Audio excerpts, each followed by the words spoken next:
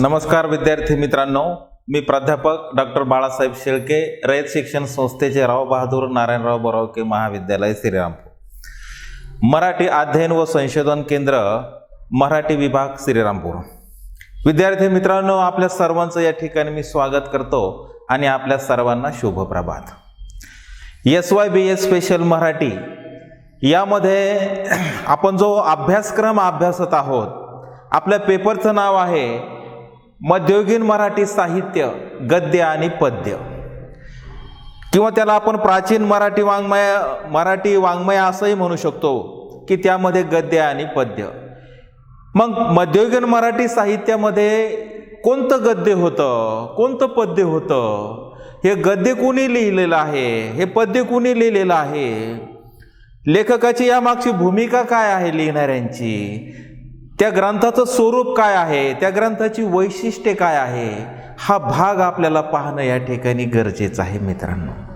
कारण मध्ययुगीन मराठी वाङ्मयामध्ये जे जे साहित्य निर्माण झालं, मग ते गद्य असेल किंवा पद्य असेल, की हे लिहिण्यामागची जी भूमिका आहे, खरं तर तत्कालीन काळाचं जे प्रतिबिंब त्यामध्ये उमटलेलं आहे।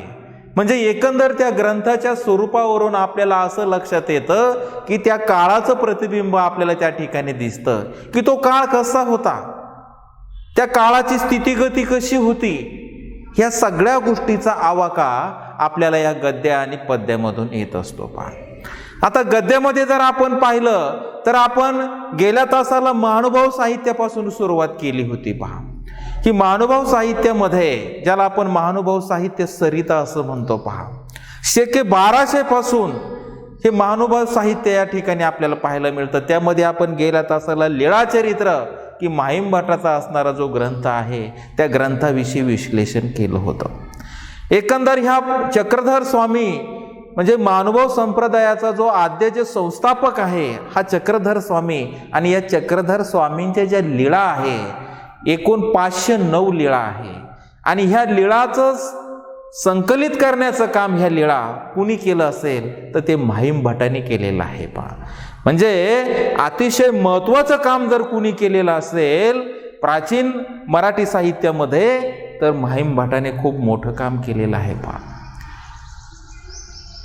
की जो चक्रधर स्वामी होते, की जो चक्रधर स्वामी यांचा जन्म गुजरातमध्ये झाला, आणि गुजरातमध्ये जन्म होऊन सुद्धा या माणसाने आपल्या धर्माचा प्रसार आणि प्रचार करण्यासाठी महाराष्ट्र निवडलं होतं। महाराष्ट्रामध्ये भ्रमंती केली होती। पहा, वेगवेगळ्या ठिकाणी भेटीगाठी दिल्या होत्या। आपला सगळा जो भक्त संप्रदाय आहे यांना स्पष्ट सांगितलं की आपल्या धर्माचा प्रसार मराठीतून करा। म्हणून माहीम भटाने जे मोठं काम केलेलं आहे, पहा, 1509 लीळा म्हणजे आठवणी चक्रधर स्वामींच्या लीळा चरित्रामध्ये संकलित केलेला आहे। एकांक, पूर्वार्ध आणि उत्तरार्ध अशामध्ये या लीळा चरित्राची रचना केलेली आहे।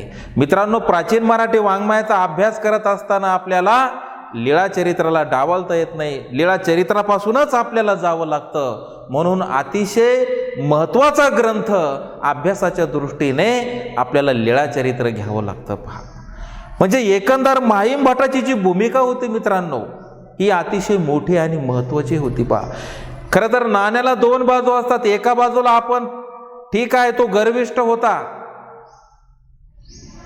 की मी इतका ज्ञानी आहे, माझ्या पुढे तुम्ही सगळे निष्प्रभ आहात। मग तो सूर्याला सुद्धा निष्प्रभ म्हणत होता, विद्वानांना निष्प्रभ म्हणत होता। हा जरी अवगुण माहीम भटामध्ये दिसत असला, तर दुसरी जर बाजू आपण पाहिली की माहीम भटाने जे कष्ट घेतलेले आहे लीळा गोळा करण्यासाठी चक्रधर स्वामीचे, ते कष्ट अफलातून आहे। पहा, खूप मोठे कष्ट घेतलेले आहे, आणि त्या कष्टातून लीळा चरित्रासारखा एक मोठा ग्रंथ आज उपलब्ध झालेला आहे। म्हणून मराठीतील आद्य चरित्र ग्रंथाचा जर मान कशाला मिळत असेल तर तो लीळा चरित्राला मिळतो। मग जेवढं काम माहीम भटाने चक्रधर स्वामींच्या लीळा गोळा करण्यामध्ये केलं, तेवढाच महत्त्वाचा जर दुसरा ग्रंथ जर कोणता असेल तर तो गोविंद प्रभू चरित्र आहे। पहा, गोविंद प्रभू हे चक्रधर स्वामींचे गुरु, अतिशय महत्त्वाचा गोविंद प्रभूचा भाग आपण या ठिकाणी समजून घेणार आहोत। की जसं लीळाचरित्राकडे तुम्ही ज्या भूमिकेतून पाहतो त्या भूमिकेतून माहीम भटाचा दुसरा असणारा महत्त्वाचा ग्रंथ म्हणजे गोविंद प्रभू चरित्र.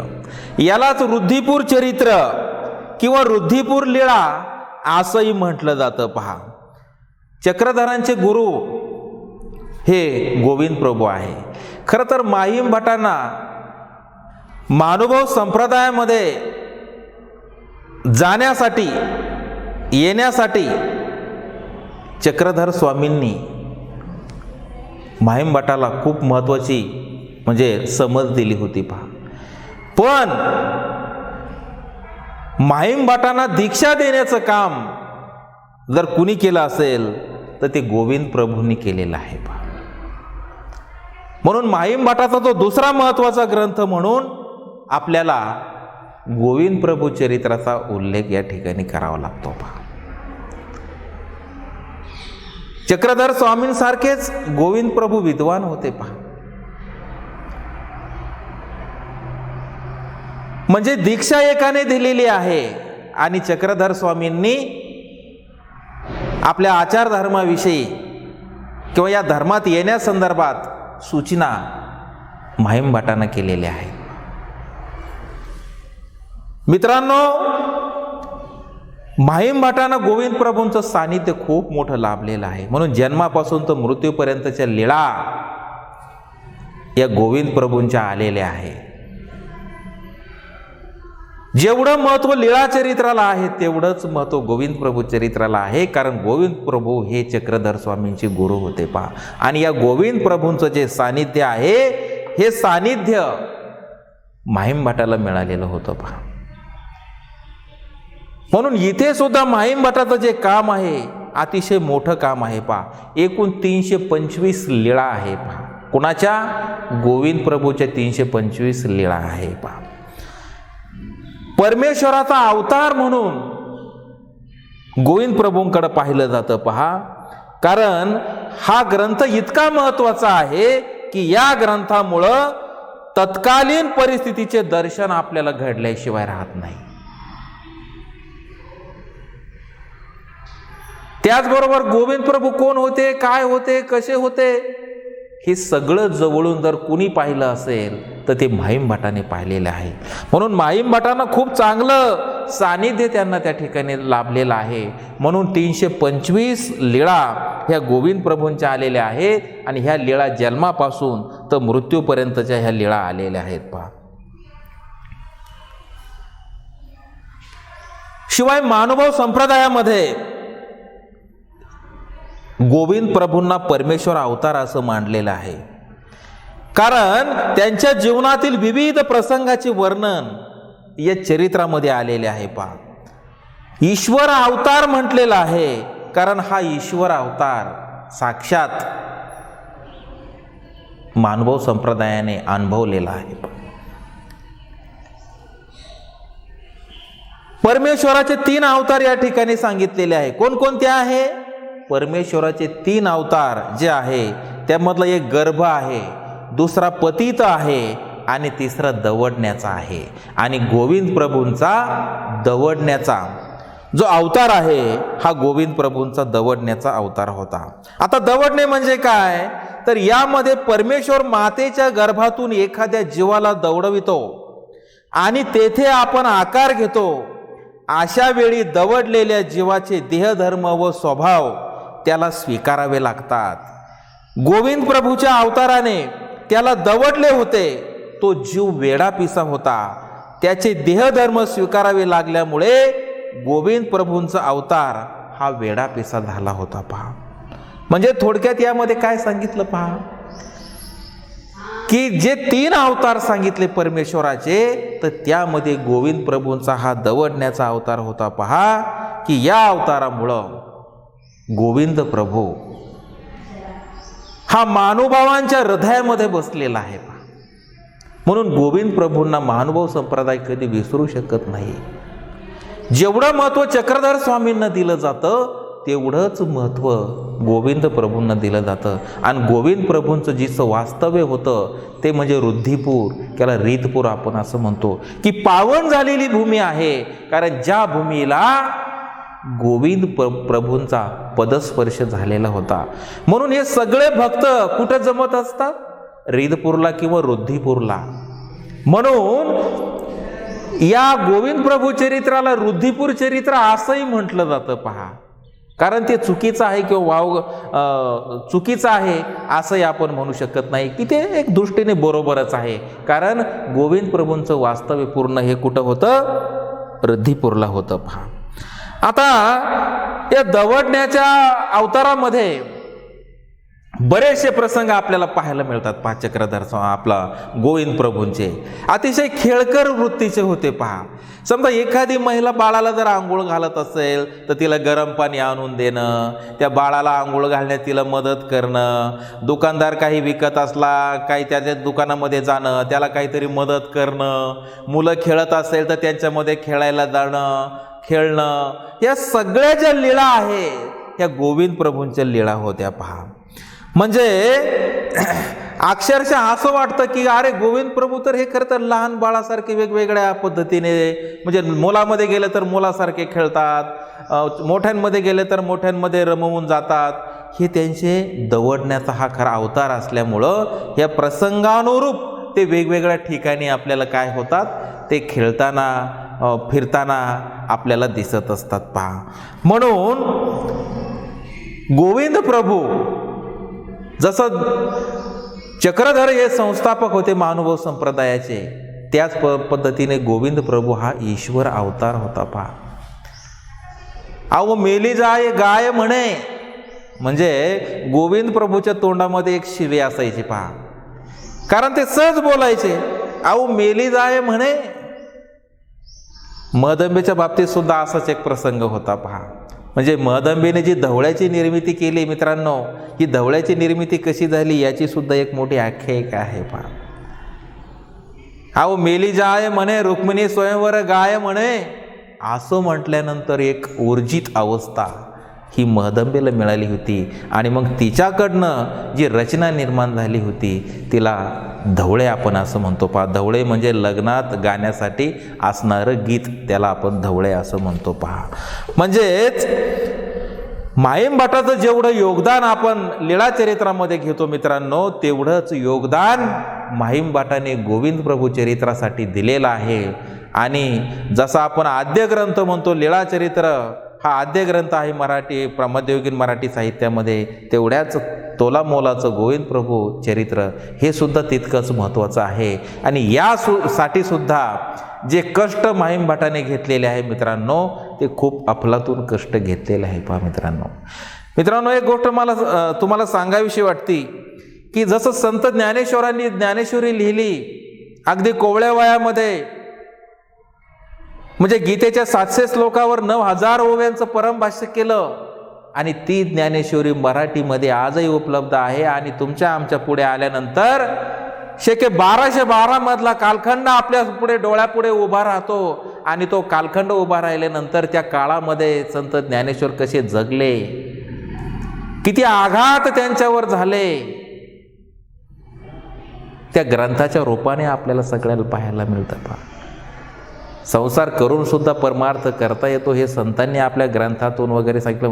म्हणजे हे जे गद्य पद्य जे उपलब्ध झालं त्यामुळं तर आपल्याला प्राचीन वाङ्मयाचा इतिहास कळतो, समजतो. जर या लोकांनी, या संतांनी, या महानुभाव पंथांनी हे जर लिहून ठेवलं नसतं गद्य पद्य, तर तुम्हा आम्हाला मध्ययुगीन मराठी वाङ्मय कळलं नसतं. मराठी वाङ्मयाचा तो इतिहास आहे तो सुद्धा आपल्याला समजला नसता. म्हणजेच त्या ग्रंथामध्ये स्थळ काळाचं जे प्रतिबिंब आपल्याला पाहायला मिळतं मित्रांनो, त्यावरून आपल्याला त्या काळाचं अनुमान करता येतं पहा. म्हणून माहीम भटाचं योगदान किंवा माहीम भटाचं जे कार्य आहे खूप मोठं आहे पहा. आता आपल्याला गोविंद प्रभू चरित्राची जी वैशिष्ट्य आहे, थोडक्यात आपल्याला ती वैशिष्ट्य पाहिजे. काय वैशिष्ट्य आहे? उदाहरणार्थ नंबर 1, गोविंद प्रभू महानुभाव्यांच्या दृष्टीने परमेश्वर अवतार होता, हे या ग्रंथातून दाखवून दिलेलं आहे ग्रंथाच्या रूपाने, की हा परमेश्वर अवतार आहे. म्हणून त्या दृष्टीने गोविंद प्रभूकडे पाहिलं गेलेलं आहे. जेवढं चक्रधरांकडे पाहिलं ज्या भूमिकेतून, ज्या भक्तिभावाने, तेवढंच गोविंद प्रभूकडं पाहिलं गेलेलं आहे. दुसरं वैशिष्ट्य काय आहे की मध्ययुगीन मराठी वाङ्मयात हा चरित्र ग्रंथ मोलाची भर घालतो. मध्ययुगीन मराठी वाङ्मयात हा चरित्र ग्रंथ आहे. कोणता? गोविंद प्रभू चरित्र हा मोलाची भर घालतो. केवळ एका पंथाच्या अवताराचे चरित्र म्हणून या ग्रंथाकडे पाहता प्राचीन मराठी भाषेचे रूप, तत्कालीन सामाजिक स्थितिगती, धार्मिक सांस्कृतिक वातावरणाचा अभ्यास करण्यासाठी हा ग्रंथ अतिशय महत्त्वाचा आहे. कोणता?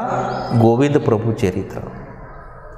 म्हणजे तत्कालीन सामाजिक स्थिती कशी होती, सांस्कृतिक स्थितिगती कशी होती, धार्मिक स्थितिगती कशी होती, हे जर अभ्यासायचं असेल तर गोविंद प्रभू चरित्र हा मोठा आधार अभ्यासकाच्या दृष्टीने अतिशय महत्त्वाचा आहे. म्हणून भाईम भटाचं खरोखर कौतुक करायला पाहिजे की खूप मोठा ठेवा अभ्यासासाठी संशोधकांना आणि अभ्यासकांना या ठिकाणी त्याने उपलब्ध करून दिलेला आहे. त्यानंतर या ग्रंथाची भाषा जी आहे ओघवती आहे, वाक्यरचनेतील लघुत्व आहे, वाक्प्रचार आहे, म्हणी आहे, शब्दातील नादमाधुर्य, रसाळता, संवादातील सहजता, व्यक्तिचित्रण, प्रसंगचित्रण, शब्दचित्र रेखाटण्याचं कौशल्य या ग्रंथामध्ये प्रभावीपणे आलेलं आहे. म्हणजे वराडी भाषेचा जो नमुना आहे तो नमुना गोविंद प्रभू चरित्रामध्ये पाहायला मिळतो. पहा, अहो मेली जाय म्हणे गाय म्हणे, बघा ना तुम्ही हे शब्द कसे आहे. वाक्प्रचार, म्हणी, सुभाषिते, म्हणजे ती तत्कालीन त्या काळातली जी भाषा होती त्या भाषेतलं जे शब्द माधुर्य आहे, त्या भाषेची जी रचना आहे,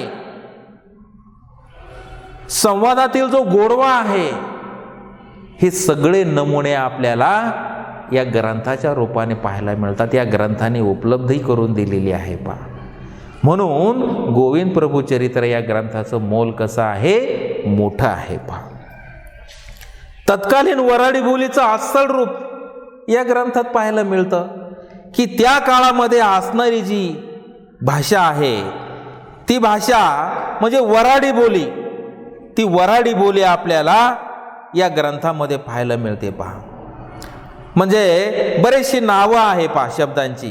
काय नावं आहे पहा, तर घाटा, पेवणे, कानवला, धिरडे, राळ्याचा भात, सागवती, वेड्याचे आंबट, साखरमांडे, म्हणजे ही जे पदार्थाची नावं जी आहे तर ही त्या काळातली मग ती जी भाषा आहे, मग ती बोली भाषा असेल, वराडी जी बोली भाषा आपण पाहतो त्याचे एक हे नमुने आपल्याला या ठिकाणी पाहायला मिळतात. पहा, म्हणून गोविंद प्रभू चरित्र हा भाषेच्या दृष्टीने सुद्धा अभ्यासाच्या दृष्टीने एक अतिशय महत्त्वाचा ग्रंथ आहे. पहा, भाईम भटाने गोविंद प्रभू यांचा जीवनपट 323 लीळातून प्रभावीपणे रंगवलेला आहे. हे आपण विसरू शकत नाही. हे एक महत्त्वाचं वैशिष्ट्य आहे. आणि शेवटचं वैशिष्ट्य जे आहे, गोविंद प्रभूंचे लोकविलक्षण वर्तन घडविणारे त्यांचे व्यक्तिमत्व हा एक स्वतंत्र चिंतनाचा विषय या ग्रंथामध्ये आपल्याला पाहायला मिळतो. म्हणून एकंदर मला असं सांगावं असं वाटतं की जेवढं महत्त्व लीळाचरित्र या ग्रंथाला दिलं जातं तेवढंच महत्त्व गद्याच्या दृष्टिकोनातून गोविंद प्रभू चरित्राला आपल्याला द्यावं लागतं. आपण हे नाकारू शकत नाही. तर मित्रांनो, आजच्या तासाला आपण गोविंद प्रभू चरित्र या चरित्राचं आपण स्वरूप पाहिलं आणि या चरित्राची जी वैशिष्ट्ये आहे ती पाहिलेली आहे. तर आपण या ठिकाणी आता थांबूया. सर्वांना धन्यवाद देतो आणि थांबतो.